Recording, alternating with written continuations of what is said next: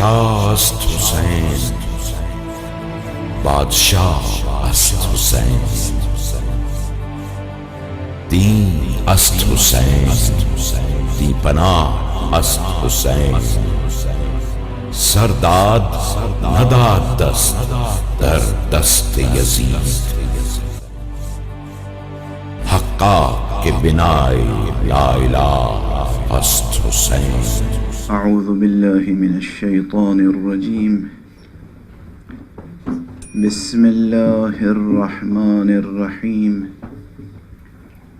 الحمد للہ رب العالمین، والصلاة والسلام على اشرف الخلائق اجمعین، سیدنا و سید الاولین والآخرین، حبیبنا و حبیب الہ العالمین، امام المرسلین و خاتم النبیین، ابی القاسم المصطفى محمد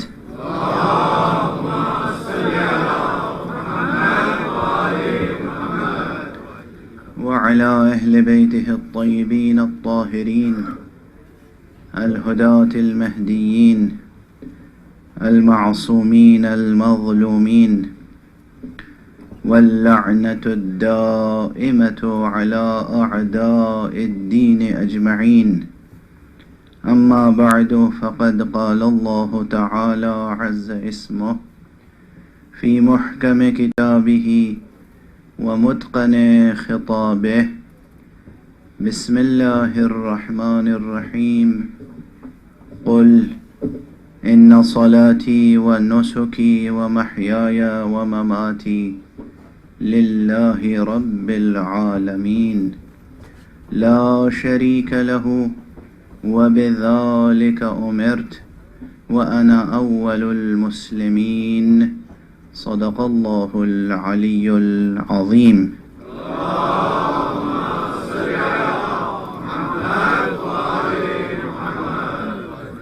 ایک اور بلندتر صلوات.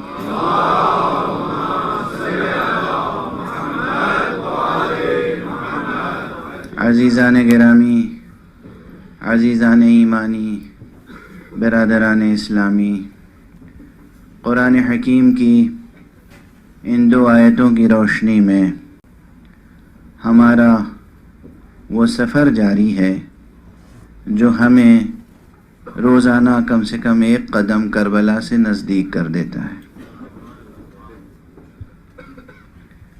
یہ سفر معمولی سفر نہیں ہے.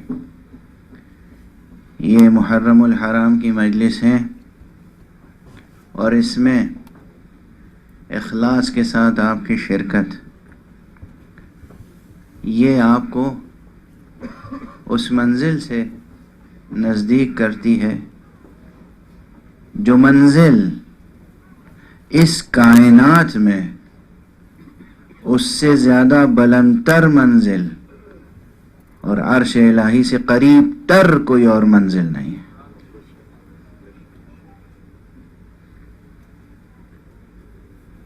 اس عالم ناسوت میں رہتے ہوئے، اس عالم ملک میں رہتے ہوئے ملکوت سے نزدیک ترین کوئی منزل ہے تو وہ کربلا ہے. وہ کربلا ہے. ہاں، مجھے معلوم ہے کہ بہت سے حضرات میرے اس جملے کو سمجھ نہیں پائیں گے. جہاں تک میری آواز جا رہی ہے، بہت سے حضرات یہ کہیں گے کہ اس میں مبالغہ ہے، محض عقیدت مندی ہے، ذاتی عقیدہ ہے. میں صرف یہی کہوں گا کہ اس وقت میں کسی مناظرے کی منزل میں نہیں ہوں. میری التماس یہ ہے کہ علمی انداز سے مسائل کو سمجھنے کی کوشش کی جائے. ذکر حسین سنیں تو صحیح. ذکر حسین بیمار دلوں کی شفا ہے، ذکر حسین تاریک ذہنوں کی جلا ہے، یہ ذکر حسین ہے جو بتائے گا کہ اسلام کیا ہے، توحید کیا ہے، عادل کیا ہے، نبوت کیا ہے، امامت کیا ہے، آخرت کیا ہے۔ یہ ذکر حسین ہے جو بتائے گا ہماری نماز میں کیسا اخلاص ہونا چاہیے، یہ ذکر حسین ہے جو بتائے گا کہ اصلاً دوسری تمام عبادتوں میں اخلاص کا مرتبہ کیسا ہونا چاہیے۔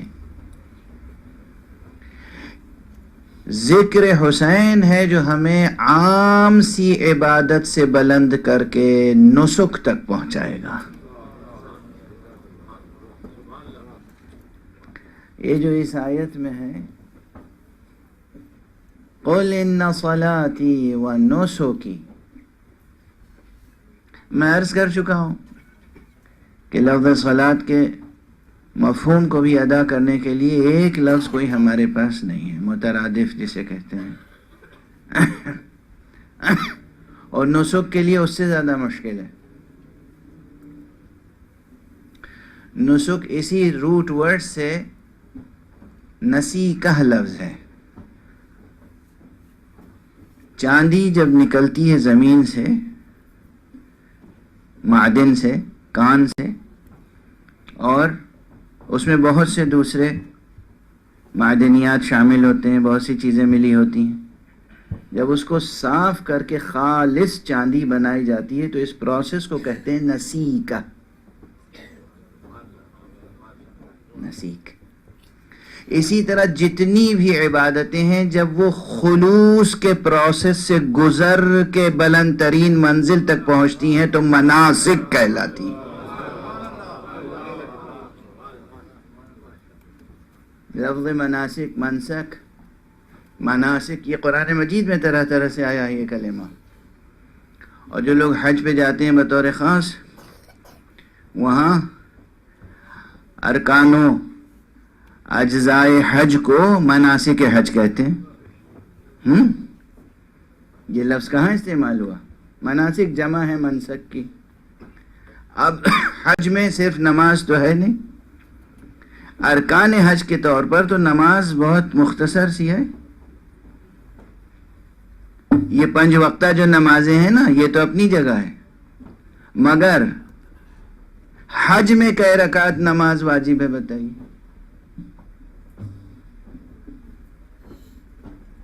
نہیں، اتنا آپ کو معلوم ہے، آپ خاموش ہیں، آپ بتا نہیں رہے ہیں، ایک آداب مجلسی ہے، وہ اتنا تو معلوم ہے آپ کو۔ ایک صلوات پڑھ دیجئے محمد۔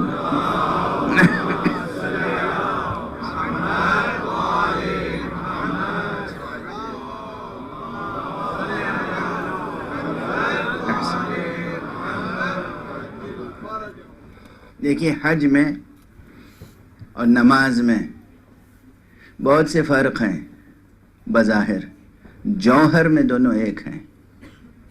یہ جو آپ 2 رکعت نماز پڑھتے ہیں اور وہ جو آپ 2-3 دن 4 دن یا 5 دن حج میں گزارتے ہیں، دونوں اپنے جوہر میں ایک ہیں، حقیقت میں ایک ہیں۔ ظاہری طور پر دونوں میں بہت سے اختلافات ہیں۔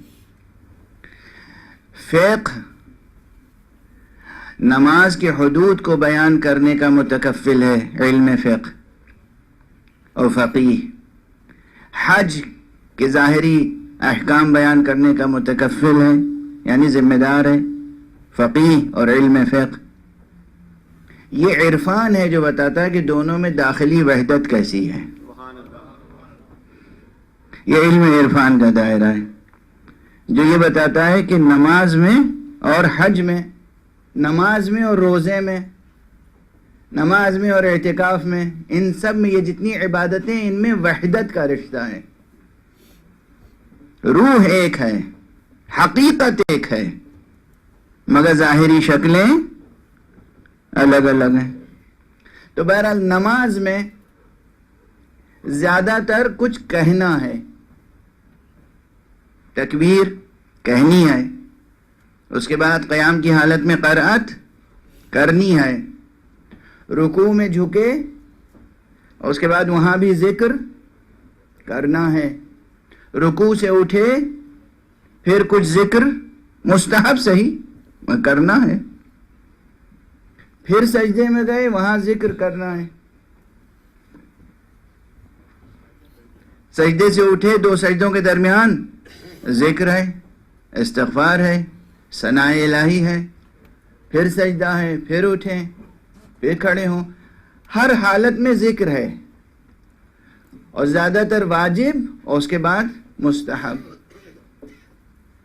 حج میں کہنا کم ہے، کرنا زیادہ ہے، کہنے کا عنصر بہت کم ہے حج میں۔ کیا چیزیں پڑھنا واجب ہے بتائیے حج میں؟ ایک تلبیہ واجب ہے، جس وقت احرام باندھ رہے ہوں نیت احرام کا باندھنا اور تلبیہ لبیک اللہم لبیک، یہ واجب ہے۔ اور اس کے بعد کیا واجب ہے؟ سب مستحب ہے، عرفات کی دعائیں سب مستحب، مزدلفہ میں ذکر سب مستحب، منی میں ذکر سب مستحب، طواف کی حالت میں ذکر سب مستحب،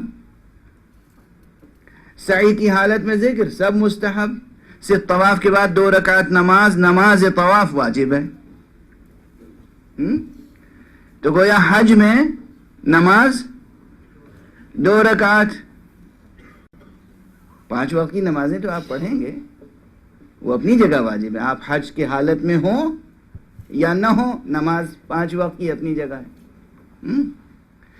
لیکن حج میں یہ 2 رکعت نماز طواف کے علاوہ کیا ہے؟ خود طواف کرنا ہے، سعی کرنی ہے، قربانی کرنی ہے، رمی جمرات کرنا ہے، توجہ ہے، عرفات میں جانا ہے، قیام کرنا ہے، مزدلفہ میں قیام کرنا ہے، یعنی نماز میں کہنا ہے، حج میں کرنا ہے، اور وہ بھی اس اخلاص کے ساتھ کہ ان تمام اعمال کا نام مناسک رکھا گیا، خلوص کے ساتھ راستہ چل رہے ہیں، خلوص کے ساتھ قیام ہے۔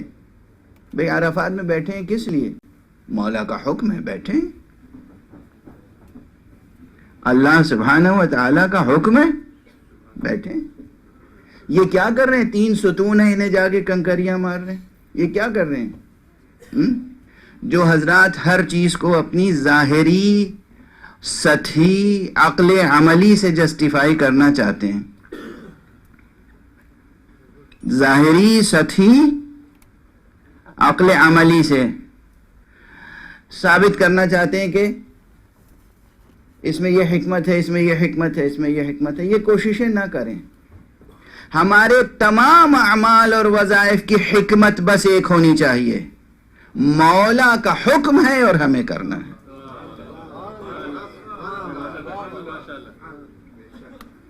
یہ کرنے سے ہمیں کیا فائدہ ہوگا؟ اس کا مطلب اپنے فائدے کے لیے کر رہے ہیں۔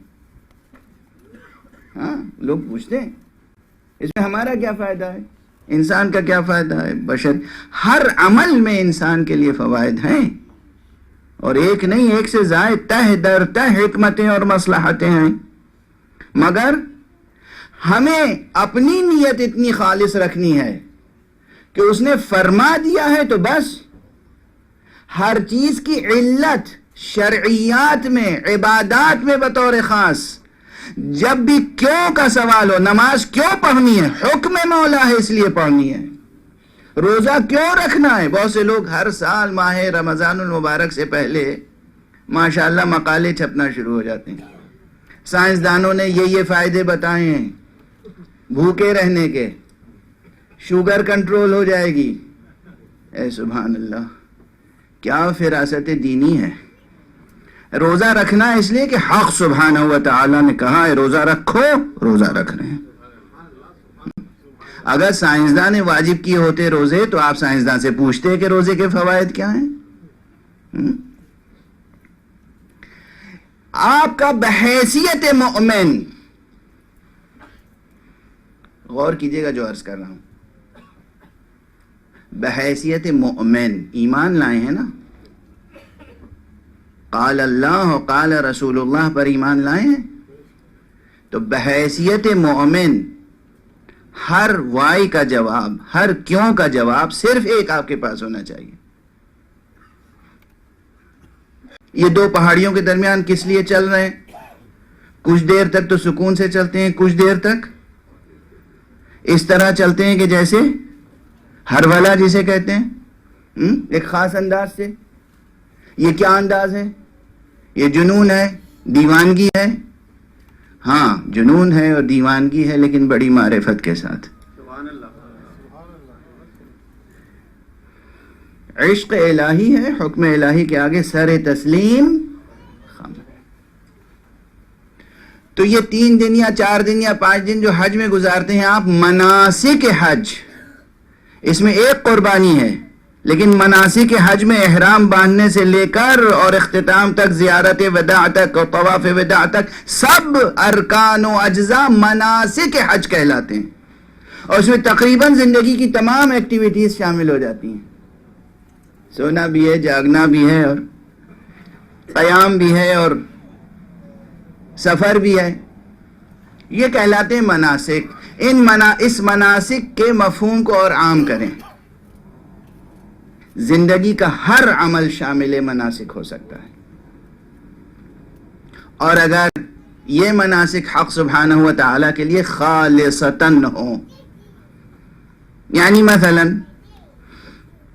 آپ مجلس میں تشریف لائے ہیں, مجلس میں تشریف لانے کا ہدف و مقصد بس یہی ہو کہ ہم خدا کی خاطر مجلس حسین میں جا رہے ہیں, اور بس کوئی مصلحت نہ ہو, کوئی اور مسئلہ. مجلس میں جائیں گے تو فلاں سے ملاقات ہو جائے گی, ایک سوشل گیدرنگ ہو جائے گی, سلام علیک ہو جائے گی. ہم ان کے ہاں مجلس میں نہیں جائیں گے, ان کے ہاں مجلس میں جائیں گے, ان سے ہمارے تعلقات زیادہ ہیں اور ان سے ہمارے تعلقات کم ہیں. تو آپ ان کی مجلس میں جائیے گا تو تعلقات کے تحت جائیے گا, حسین کی مجلس میں جب جائیے تو خدا کی خاطر جائیے.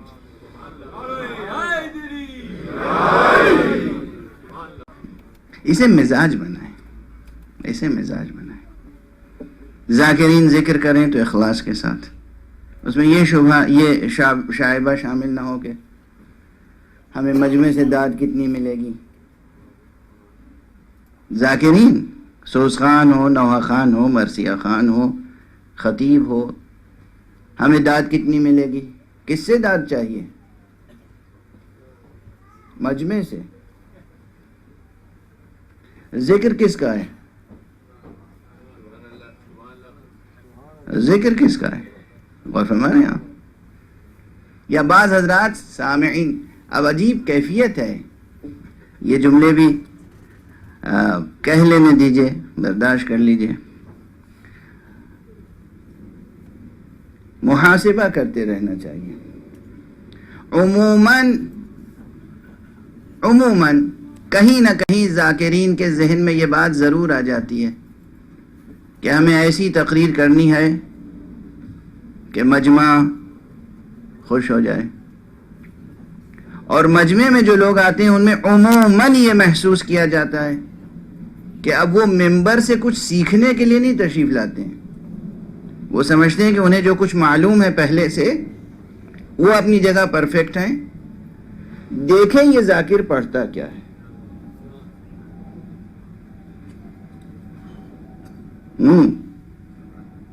یہ ہے کیفیت. دیکھیں یہ ذاکر کیا پڑھتا ہے, دیکھیں یہ کیا بیان کرتے ہیں, کیسا بیان کرتے ہیں. اس کے بعد محاکمہ شروع ہوتا ہے. نہیں یہ تو ٹھیک نہیں پڑھا, یہ تو آج تک ہم نے سنا نہیں تھا, یہ کیسے پڑھ دیا. بس اس کے آگے اور جتنے اور جس قسم کے جملے ہوتے ہیں میں دہرانا نہیں چاہتا.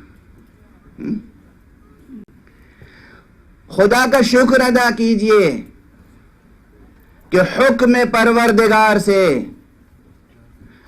سب سے بڑے معلم انسانیت اور مربی بشریت خاتم النبیین صلی اللہ علیہ وآلہ وسلم نے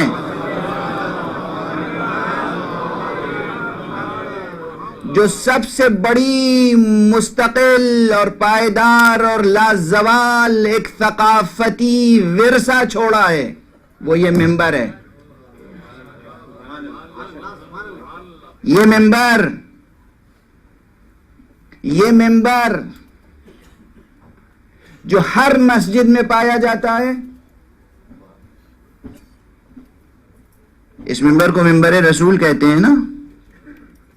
منبر رسول تو وہ تھا جو حضور نے بنوایا تھا اور اس پہ خود خطبہ ارشاد فرماتے تھے. تو یہ تو منبر رسول نہیں ہے. جو مسجدوں میں ہے وہ تو منبر رسول نہیں ہے. پھر یہ کیا ہے؟ یہ اس منبر رسول کی شبیہ ہے. جو لوگ شبیہوں کو برداشت نہیں کرتے ان سے جا کے کہیے کہ ہر مسجد میں ایک شبیہ رکھی ہے.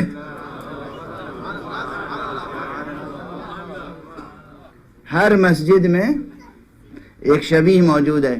یہ شبیہ منبر پیغمبر ہے. مسجد میں بھی منبر بنوایا حضور نے اور صحرا میں قیام کیا تو وہاں بھی منبر بنوایا.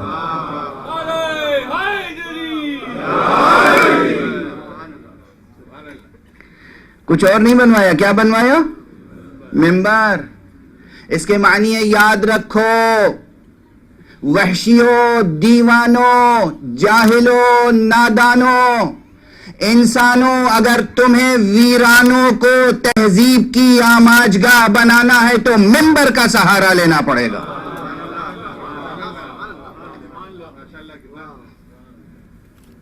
صحرا میں منبر بنوایا ہے پیغمبر نے. صحرا میں منبر. غور فرمائے عمل پیغمبر. تو یہ منبر اسے اپنا محکوم نہ بنائیے، خود کو اس کے محکوم بنیے. آپ منبر کے بیانات اس نقطہ نظر سے نہ سننے کے لیے تشریف لایا کریں یا لے جایا کریں کہیں بھی کہ آپ ڈکٹیٹ کریں گے اور پڑھنے والا آپ کی مرضی کے مطابق پڑھے گا. آپ اس ارادے سے جائیں، اس خضوع کے ساتھ، اس خشوع کے ساتھ، یہ قابلیت پیدا کر کے. قابلیت کے معنی کیا ہے سمجھ رہے ہیں آپ؟ اردو میں عام جو محاورہ ہے قابلیت کا یعنی عالم ہونا. جو اصطلاح ہے فلسفے کی قابلیت وہ یہ ہے کہ کسی چیز کے قبول کرنے کی صلاحیت ہونا. قابل اس میں فاعل ہے. قابل یعنی قبول کرنے والا. تو قابلیت لے کر جائیں، استعداد لے کر جائیں کہ جو وہاں سے صالح پیغام ملے گا وہ ہم قبول کریں گے. نہ یہ کہ ہم آج جا رہے ہیں ٹیسٹ کرنے کے لیے دیکھیں یہ ذاکر کیسا پڑھتا ہے، وہ ذاکر کیسا پڑھتا ہے، وہ عالم کیسا پڑھتا ہے. ظاہر ہے سب معصوم نہیں ہیں، غیر معصوم ہیں. جہاں تک ان کی زبان سے معصوم کا پیغام مل جائے قبول کر لیجئے. ایک صلوات پڑھیے محمد و آل محمد.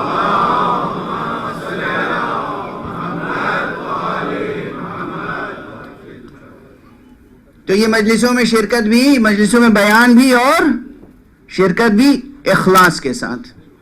اگر یہ اخلاص کے ساتھ ہوگا تو یہ بھی جزء نسک ہے. ان صلاتی و نسکی و محیای و مماتی للہ رب العالمین. میری صلاۃ، میری تمام عبادتیں اور میری قربانی اور میری پوری زندگی اور میری موت سب اللہ کے لیے. عجب مقام ہے، عجب مقام ہے. یہ آیت اپنا مطمع نظر بنا لیجئے. ہر وقت یہ کلمات قرآن مجید کے آپ کی آنکھوں کے سامنے رہیں اور یہ آواز وحی آپ کے کانوں میں گونجتی رہے، بلکہ گوش دل میں گونجتی رہے. ہمیں جو کچھ کرنا ہے اس پروردگار کے لیے کرنا ہے چونکہ وہ خالق ہے ہمارا. کل ایک بحث علمی چھڑ گئی تھی اور بس بحثیں چھیڑ تو دیتا ہوں میں لیکن وقت کی محدودیت ہے اس لیے مکمل نہیں ہو پاتی ہیں. اکثر صرف جستجو بیدار ضرور ہو جاتی ہوگی کہ یہاں پر اسی آیت کے ضمن میں مفسرین نے اور کلامی اور حکیمانہ ذوق رکھنے والوں نے، یعنی جن کا فلاسفیکل ٹیسٹ ہے، انہوں نے اس کے ذمے یہ بحث چھیڑ دی کہ انسان مختار ہے یا مجبور. ہم اپنے تمام اعمال اپنے اختیار سے بجا لاتے ہیں، اپنے تمام افعال اپنے اختیار سے بجا لاتے ہیں، یا ہم مجبور ہیں. اور جو کچھ بھی ہم بجا لاتے ہیں، یہ فعل جو ہم انجام دیتے ہیں، کوئی بھی فعل، یہ فعل ہمارا ہے یا دراصل یہ تخلیق ہے باری تعالیٰ کی. اب ظاہر ہے کہ جن حضرات نے بھی ایک صلوات پڑھتے ہوئے آگے تشریف لے آئے آپ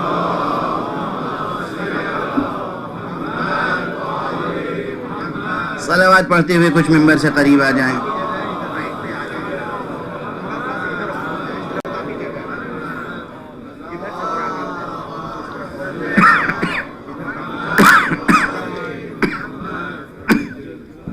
صلوات پڑھتے ہوئے محمد آل محمد بلندر سلام.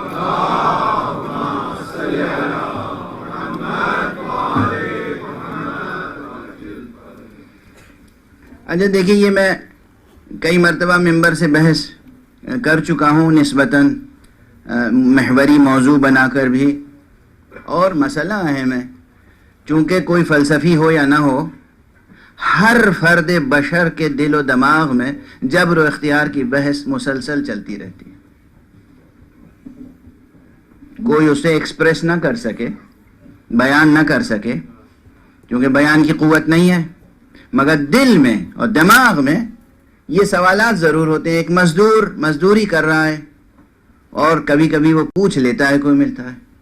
مجھ سے بھی پوچھا ہے لوگوں نے، مولانا آخر پروردگار نے ہمیں ایسی زندگی کیوں عطا کی؟ گویا گلہ ہے، شکوہ ہے.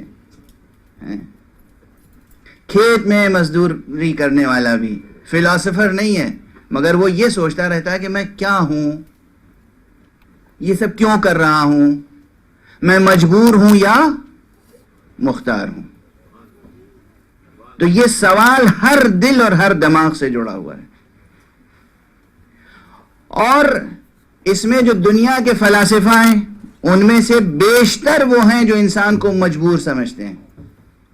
غرض کر دوں میں، اور دنیا کے جو فلاسفہ ہیں، فلاسفرز، تھنکرز، انٹلیکچوئلز، ان کا معلوم ہے اپروچ کیا ہے؟ کچھ تو بیشتر انسان کو مجبور سمجھتے ہیں، اور وہ انٹلیکچوئلز، وہ فلاسفرز جو کسی نہ کسی پولیٹیکل سسٹم کے بھی وفادار ہوتے ہیں، وہ انسان کو نہ صرف یہ کہ مجبور سمجھتے ہیں بلکہ مجبور بناتے بھی ہیں. مجبور بناتے بھی ہیں. بس اس چھوٹے سے فقرے میں بہت بڑی بات گزارش کر دی میں نے. اس سے زیادہ ظاہر ہے پالیٹکس میرا میدان نہیں ہے، لیکن جو زندگی سے جڑی ہوئی باتیں ہیں، مجبور سمجھتے ہیں اور مجبور بناتے ہیں. اور خدا کی قسم، یہ خدا کے فرستادہ پیغمبر ہوتے ہیں، نبی ہوتے ہیں، اللہ کے اولیاء ہوتے ہیں، جو مجبور انسانوں میں بھی اختیار کی روح بھر دیتے ہیں.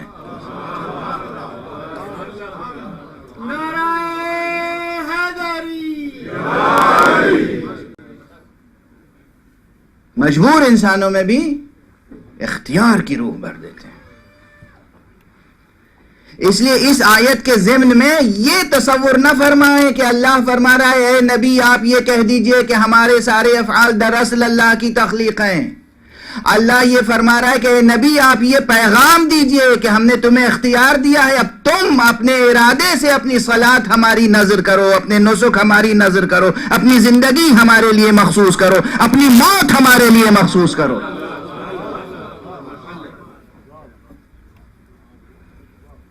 جبر نہیں، اختیار.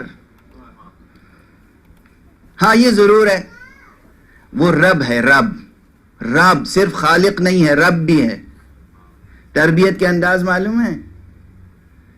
یہ مثال میں اس سے پہلے بھی شاید 2-1 مرتبہ دے چکا ہوں.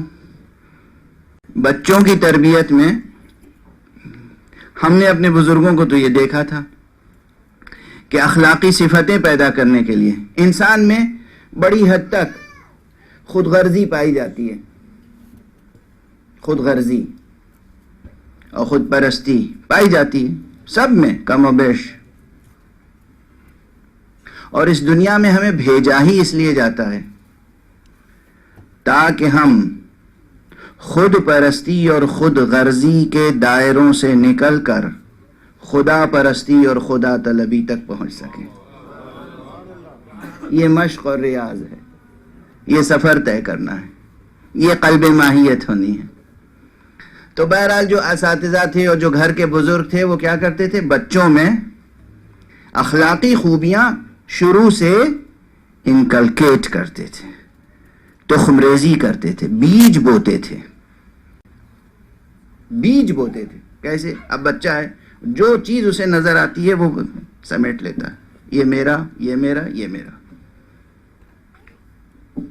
اب وہ کیا کرتے تھے؟ باہر سے وہ چیز لائے، مٹھائی فرض کیجئے لے آئے اور بچے کو دی، اور اس کے بعد خود ہی طرح طرح سے بچے بن کے منہ کھول کے کبھی کبھی بیٹا ہمیں بھی تو کھلاؤ. سبحان اللہ. آپ بڑے، آپ نے لا کے دیا اور پھر آپ اسی بچے سے کہہ رہے ہیں ہمیں بھی کھلاؤ. یہ مقصد کیا ہے؟ مقصد یہ ہے کہ صرف لینے کی عادت نہ پڑے، دینے کی بھی عادت پڑ جائے. بیٹا بھائی کو دو، بہن کو دو، دوسرے بچوں کو دو، لاؤ ہمیں کھلاؤ. خود ہی لا کے دیا ہے اور خود ہی پھر بچے کے ہاتھ سے کھا رہے. بچے بن کے بڑے بچوں کو اس طرح بڑا بناتے تھے. اخلاقی تربیت، اخلاقی تربیت. تو یہ جو تربیت کا انداز ہمیں سکھایا گیا، اس سے ملتا جلتا پروردگار کا انداز ہے. زندگی دیتا ہے پھر کہتا ہے اپنی زندگی ہماری نظر کر دو. ایک صلوات پڑھ دیجئے محمد و آل محمد.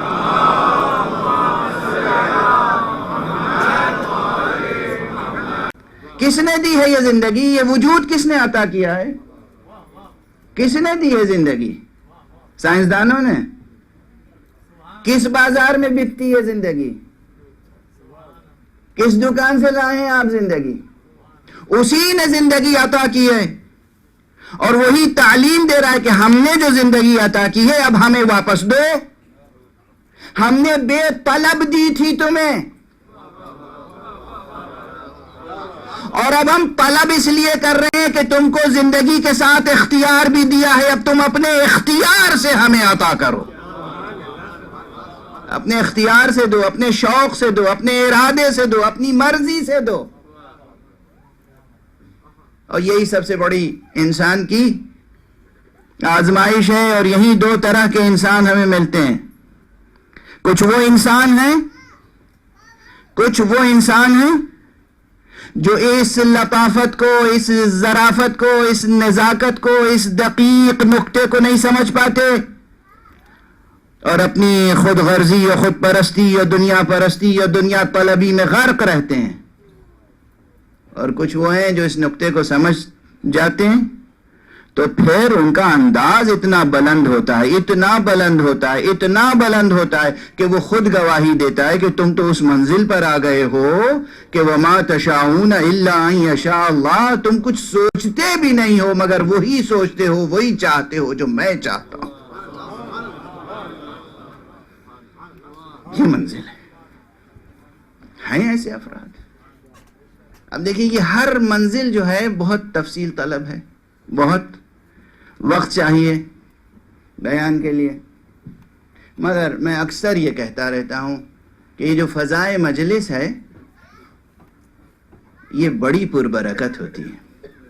خدا کی قسم، خدا کی قسم، یہ فضائے مجلس، یہ فرش ازا، یہ ممبر اور یہ فضا اتنی پربرکت ہوتی ہے کہ بہت سے دقیق ترین علمی نکتے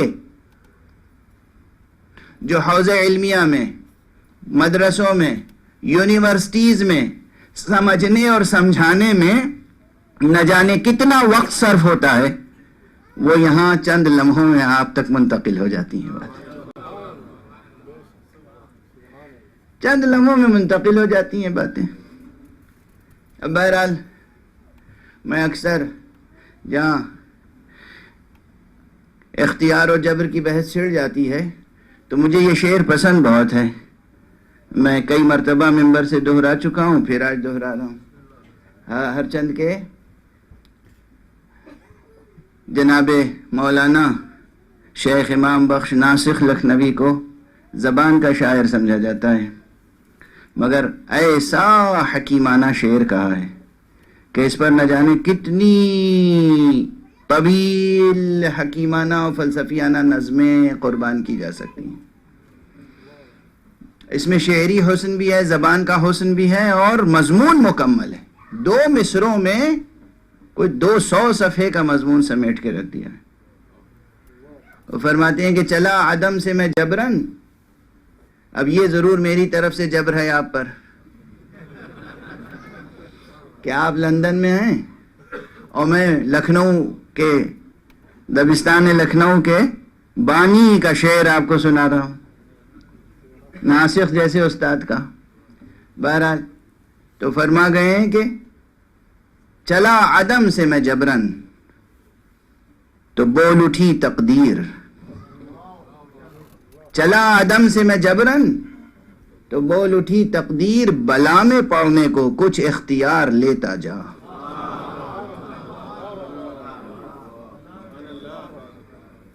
واقعاً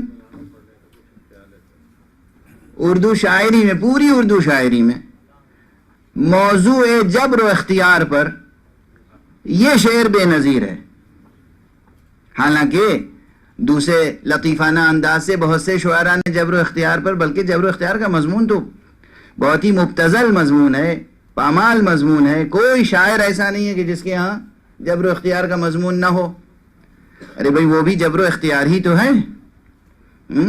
لائی حیات آئے قضا لے چلی چلے، اپنی خوشی نہ آئے نہ اپنی خوشی چلے. یہ کیا ہے؟ جبر کا اعتراف ہے، گلہ ہے، شکوہ ہے کہ ہم اپنی خوشی سے تھوڑی آئے ہیں. تو اکثر شعراء کے ہاں جبر کا مضمون موجود ہے، مگر شیخ امام بخش ناسخ قابل داد ہیں کہ انہوں نے 2 مصروں میں مکمل بات کہی، اور ایسے حسن سے کہی ہے کہ اس مضمون کے اگر فلسفیانہ نقطہ نظر سے بھی آپ مقالہ لکھیں جبر و اختیار پر تو جو کلیدی الفاظ ہیں وہ سب موجود ہیں یہاں. تقدیر، جبر، اختیار، بلا. بلا کس معنی میں؟ عربی میں بلا کہتے ہیں صرف مصیبت کو نہیں، آزمائش کو. آزمانا، ابتلا یعنی آزمائش. واضح ہے؟ ابتلا یعنی آزمائش. تو بلا میں پڑھنے کو یعنی آزمائش میں پڑھنے کو. اور ہمارے ہاں پھر چلا، یہ فعل، اب میں تو جس انداز سے تجزیہ کرتا ہوں تو یہ چلا فعل لازمہ کے متعدی، اور فعل بحیثیت فعل اختیار پہ دلالت کرتا ہے یا جبر پر. کتنی بحثیں ہیں. تو اگر خالص لسانی نقطہ نظر سے تجزیہ کیا جائے تو کس قدر طویل بحث ہوگی، لیکن بہرحال اس میں ایک پیغام ہے کہ چلا عدم سے میں جبرن تو بول اٹھی تقدیر، بلا میں پڑنے کو کچھ اختیار لیتا جا. اختیار دیا گیا ہے ہمیں، اختیار ہے، کچھ اختیار ہے.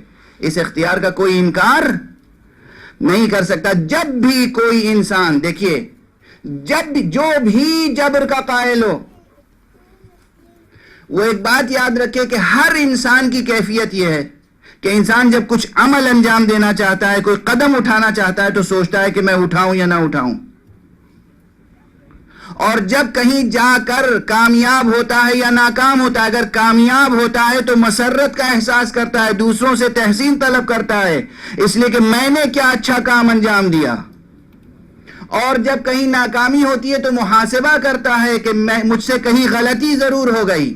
انسان فطری طور پر، وجدانی طور پر محسوس کرتا ہے کہ وہ مختار ہے، وہ صاحب اختیار ہے. یہ نہیں کہ وہ مجبور محض ہے، ایسا کچھ نہیں ہے. ایک حد ضرور ہے، بس وہی حد ہے جو ممکن کی حد ہوتی ہے. بہت دقیق بحث ہو جائے گی اب. واجب و ممکن، ممکن اور واجب وہ سرحدیں اپنی جگہ ہیں. اور اس سے بھی ذرا کھل کر ایک شاعر اہل بیت نے 4 مصروں میں فلسفہ جبر و اختیار کو جو بیان کیا ہے وہ بھی آپ کے لیے پیغام ہے. ہمت نہ ہاریے گا، حوصلہ بلند رکھیے گا. دنیا آپ کو مجبور سمجھتی ہے اور مجبور جتنا سمجھتی ہے اس سے زیادہ مجبور بنانے کی کوشش کرتی ہے. آپ اپنے اختیار کا مظاہرہ کیجیے گا. ایک شاعر اہل بیت نے یہ 4 مصرے کہے ہیں کہ ہر چند کے جبر خشت بنیادی ہے، ہر چند کے جبر خشت بنیادی ہے، قدرت نے مگر راہ بھی دکھلا دی ہے.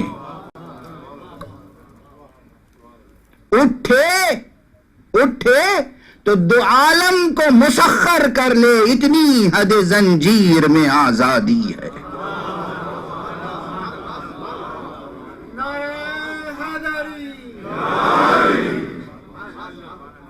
اٹھنے کی ہمت تو رہے، حوصلہ بلند رہے، ہمت نہ ہاریں، حوصلہ پست نہ ہو.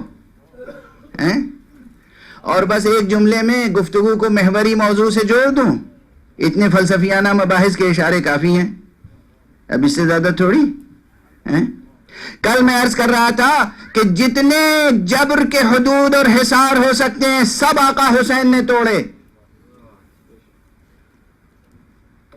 اور آج ایک مثال عرض کر رہا ہوں جو کل مصائب میں تشنا رہ گئی تھی گفتگو. عموماً 4 محرم کو لوگ حر کے مصائب پڑھتے ہیں، حر کا تذکرہ سنتے ہیں. میں نے علی ابن حر کا بیان کیا تھا. میں اس وقت مصائب ابھی نہیں گزارش کرنا چاہ رہا ہوں، چند لمحے اور آپ کے لینا چاہوں گا بیان فضائل کے باب میں. لیکن یاد رکھیے حسین وہ پروردگار اختیار ہے جس نے حر نامی مجبور کو مختار بنا دیا.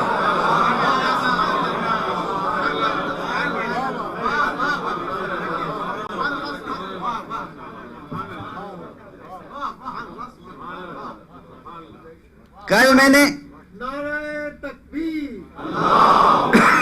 نعرہ رسالت، نعرہ حیدری، نعرہ صلوات.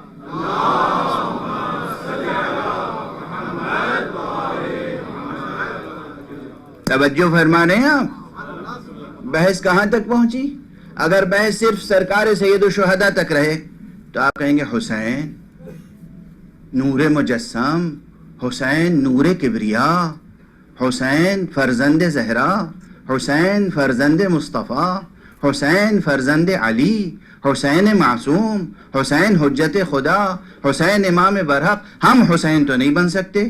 یزید ہو وقت کا حکمراں، طاغوتیت کا پرچم بلند ہو رہا ہو، دنیا میں ہر طرح سے ظلم و جبر و ستم ہو رہا ہو، تو ہمارے اندر ممکن نہیں ہے کہ ہم حسین جیسا اقدام کر سکیں اور ہم دنیا کو چھوڑ کے آخرت قبول کر سکیں. اگر بات صرف حسین تک رہتی تو عذر موجود تھا. حسین نے حر کو کیسا با اختیار بنا دیا.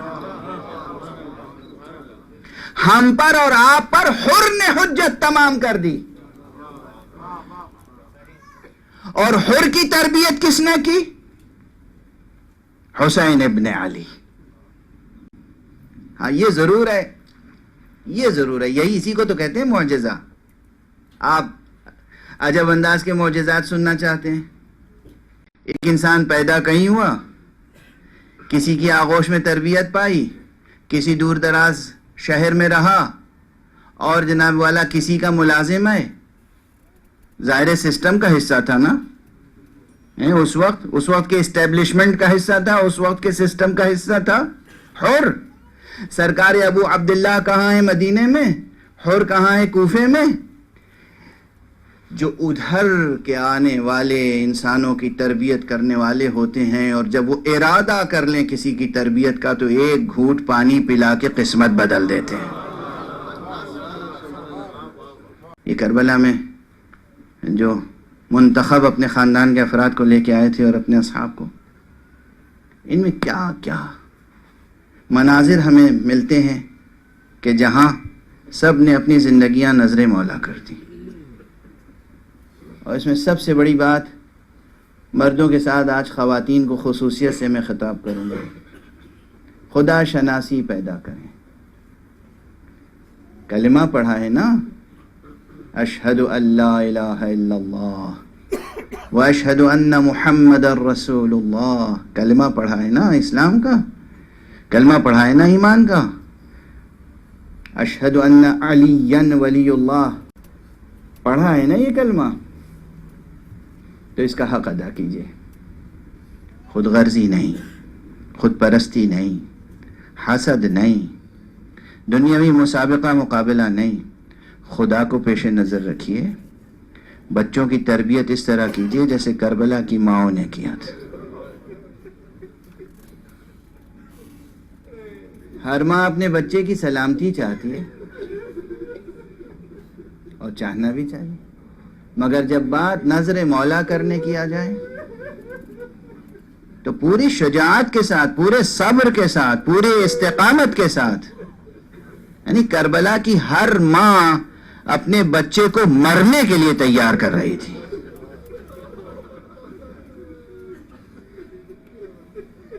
محیایا و مماتی للہ رب العالمین. ہماری زندگی بھی خدا کے لیے، ہماری موت خدا کے لیے. کوئی ماں یہ نہیں بتا رہی تھی اپنے بچے کو، اپنے بیٹے کو، بیٹا دیکھو کل اگر جنگ چھڑ جائے تو اپنی سواری کا گھوڑا تیار رکھنا، اور جہاں تک ممکن ہو سکے دیکھو فلاں گاؤں قریب ہے یا فلاں قبیلہ قریب ہے یا کوفہ قریب ہے، بچ کے چلے جانا، زندگی بچا لے. نہیں بیٹا، کل جان دینا ہے، کل قربان ہونا ہے.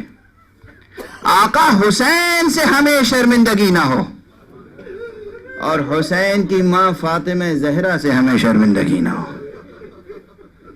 اجرکم علی اللہ. خدا آپ کو کسی غم میں نہ رلائے سوائے غم سید الشہداء کے، سوائے غم آل ابا کے، اور کسی کا غم آپ کو نہ رلائے. ہاں وقت کم ہوتا ہے، مطالب بہت زیادہ ہیں. ایک خاص انداز سے لوگ مسائل پڑھتے آئے ہیں، اور میں خود کو بھی قصوروار سمجھتا ہوں. اتنی عمر ہو گئی ایک خاص انداز سے بس پڑھتا چلا آ رہا ہوں. ابھی کربلا کی تفسیر مکمل نہیں ہوئی ہے، ابھی بہت سے پہلو ہیں جو بیان نہیں ہوئے ہیں، اور اگر بیان کروں تو آپ کہیں گے کہ یہ تو ہم پہلی بار سن رہے ہیں. خدا کی قسم کربلا کی تاریخ بہت ناقص لکھی گئی. حسین اور اہل بیت حسین اور اصحاب حسین کے پورے کارنامے ہم تک نہیں آئے ہیں ابھی. اور اسی لیے میں نے کہیں یہ جملہ لکھا ہے کہ تاریخ اس سلسلہ روز و شب کی طرح جتنی تاریخ ہے، جتنی تابناک ہے، روشن ہے، اتنی ہی تاریخ بھی ہے. جیسے دن روشن ہوتا ہے اور رات تاریخ ہوتی ہے، ایسے ہی سلسلہ روز و شب کی یہ جو تاریخ ہے نا، یہ جتنی روشن ہے اتنی ہی تاریخ بھی ہے. جتنا ذکر معصوموں کا ہم تک پہنچ گیا بس یہ روشنی ہے تاریخ کی، باقی تو سب تاریخی ہی تاریخی ہے. اور کتنا ذکر نہیں پہنچا، بہت ہے جو نہیں پہنچا. ایک خاص تہذیب، ایک خاص ڈسپلن جسے پابند، جس کو فالو کیا ہے، جس کو برتا ہے اصحاب حسین اور اہل بیت حسین نے. یہ جنگ معمولی جنگ نہیں ہے، چند ساعتوں کی جنگ نہیں ہے. آپ صرف یہ دیکھیں کہ جب تک اصحاب زندہ رہے بنی ہاشم میں سے کسی ایک فرد تک ایک تیر نہیں پہنچنے دیا اصحاب نے.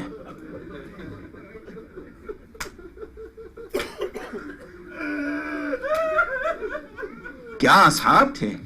تبھی تو آقا حسین نے کہا تھا نا، مجھے وہ اصحاب ملے ہیں کہ جو نہ میرے نانا رسول مختار کو ملے، نہ میرے بابا حیدر کرار کو ملے، اور مجھے وہ اہل بیت ملے ہیں کہ ان سے زیادہ باوفا اور صلہ رحم کرنے والا کوئی دنیا میں نہیں ہے میری نگاہ میں. یعنی میرے اصحاب سے زیادہ باوفا اور میرے اہل بیت سے زیادہ صلہ رحم کرنے والا کوئی دنیا میں موجود نہیں ہے. یہ آقا حسین کی گواہی ہے. جب تک اصحاب رہے بنی ہاشم تک ایک تیر نہیں پہنچا. اور بنی ہاشم میں کون کون تھا؟ آل عقیل، آل جعفر اور آل علی. جب تک آل عقیل کا کوئی زندہ رہا آل جعفر تک باری نہیں آئی. جب تک آل جعفر کا ایک فرد باقی رہا آل علی تک باری نہیں آئی. دنیا نہیں سمجھ سکتی کربلا کیا ہے. کتنا بڑا معجزہ ہے کربلا. اب ظاہر ہے کہ سب کی شہادتیں بیان نہیں ہوتی اور یہی چند دن رہ گئے ہیں. مجھ میں بھی سکت نہیں ہے کہ میں سب شہادتیں پڑھ سکوں. جب تک جناب عقیل ابن ابی طالب کی اولاد موجود رہی اس وقت تک جناب جعفر طیار کی اولاد تک باری نہیں آئی. اور جب وہ شہید ہو گئے یعنی بنی ہاشم میں سے چند شہید ہو گئے تو پھر جناب زینب کے لال جعفر ابن عبداللہ ابن جعفر طیار کے بیٹے عون ابن عبداللہ اور محمد ابن عبداللہ، یہ دونوں نوجوان محاورتاً انہیں بچہ کہا جاتا ہے. محاورتاً اس لیے کہ بچے جتنے بھی بڑے ہو جائیں ماں باپ کی نظر میں تو بچے ہی رہتے ہیں. 18 برس کا جوان یا 20 برس کا جوان بچہ کہلاتا ہے. ہوتا ہی ہے ماں باپ کے لیے بچہ. لیکن یہ عون و محمد دونوں جناب قاسم سے بڑے تھے عمر میں. اب بالکل بالتعین میں عمر تو نہیں اس وقت مقرر کرنا چاہتا اور بیان کرنا چاہتا، وہ کتابی مسئلہ ہے. جناب عون اور جناب محمد دونوں جناب زینب کے بیٹے ہیں. وہ اختلاف ذہن سے نکال دیجئے کہ ایک بیٹا بی بی کا تھا اور ایک بیٹا کسی اور کا تھا. یہ دونوں بیٹے زینب کے بیٹے ہیں اور زینب نے دونوں بیٹوں کو مرنے کے لیے آمادہ کیا ہے. پہلے محمد آئے. اب یہ واقعہ یہ روایت شاید نہ سنی ہوگی آپ نے تو آج سن لیجئے. پہلے محمد آئے، ماموں سے اجازت لی. ماموں نے پہلے اجازت نہیں دی مگر پھر مجبور ہوئے اجازت دی. محمد گئے میدان جنگ میں، رجس خانی کی، خوب جہاد کیا. جہاد کرتے کرتے ایک شقی نے پیچھے سے آ کر سر مبارک پہ وار کی.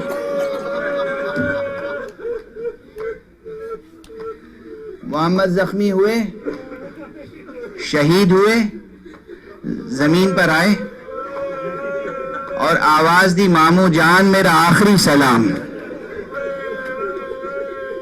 بس اب یہاں پر یہ روایت ہے جو عرض کرنا چاہ رہا ہوں. جب بھی کوئی صحابی تہذیب کربلا جیسی جنگ میں تہذیب اور امام کا رتبہ اور اذن کی حقیقت جب بھی کوئی صحابی یا کوئی اہل بیت کا فرد جاتا تھا میدان میں پہلے اذن لیتا تھا پھر جاتا تھا. آقا اجازت ہے، آقا اذن ہے، توجہ ہے. محمد جناب زینب کے فرزند جناب عبداللہ ابن جعفر طیار کے فرزند محمد اجازت لے کے گئے اور جب عون نے دیکھا کہ محمد شہید ہو گئے تو عون سے بھائی کی شہادت برداشت نہیں ہوئی. عون محمد کے قاتل کے پیچھے گئے اور ایک کاری وار کیا، اس قاتل کو قتل کر دیا. اس کے بعد فوراً پلٹ کے آئے، ماموں کے پاؤں پہ سر رکھ دیا. آقا مجھے معاف کیجئے گا، آپ کی اجازت کے بغیر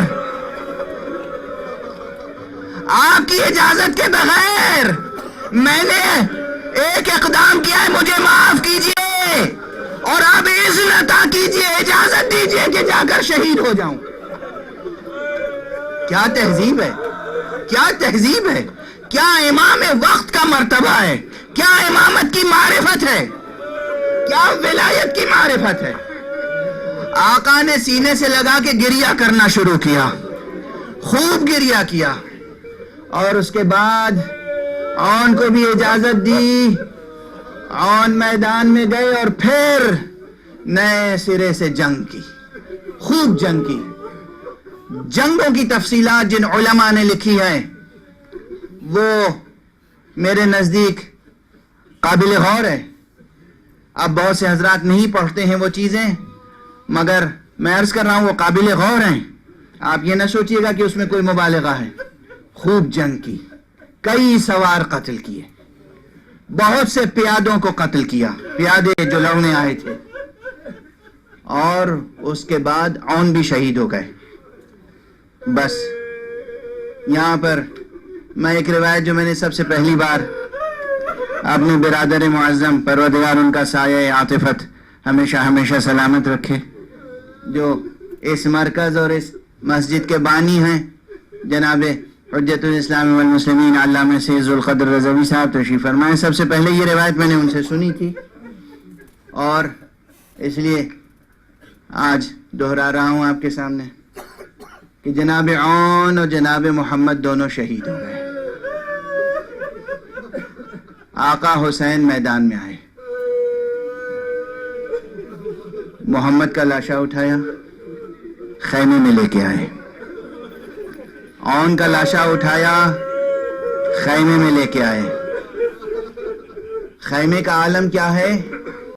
خیمے کا عالم یہ ہے کہ جب بھی بنی ہاشم میں سے کسی کا لاشا آتا تھا تو آگے آگے زینب ہوتی تھی.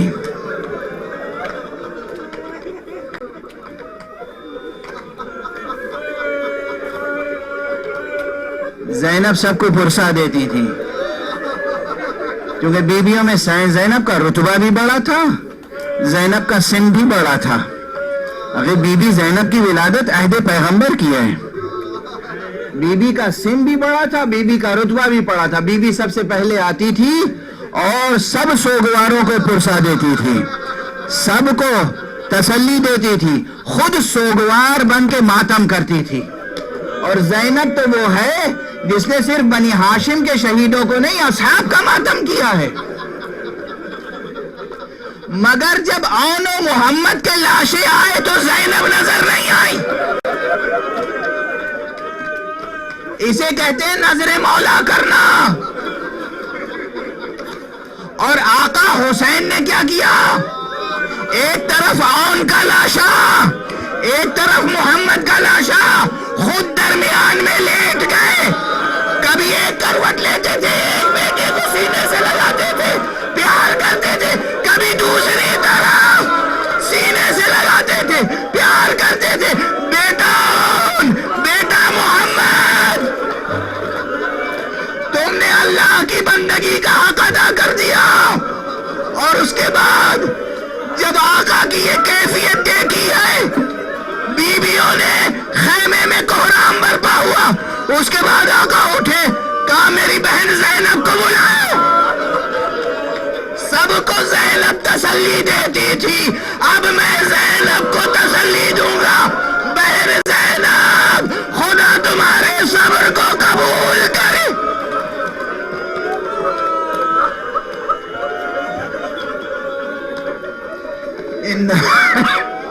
اِنَّا لِلَّهِ وَإِنَّا إِلَيْهِ راجعون.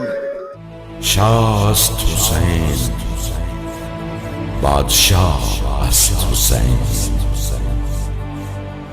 دین است حسین، دی پناہ است حسین. سرداد نداد دست در دست یزید، حقا کے بنائے لا الہ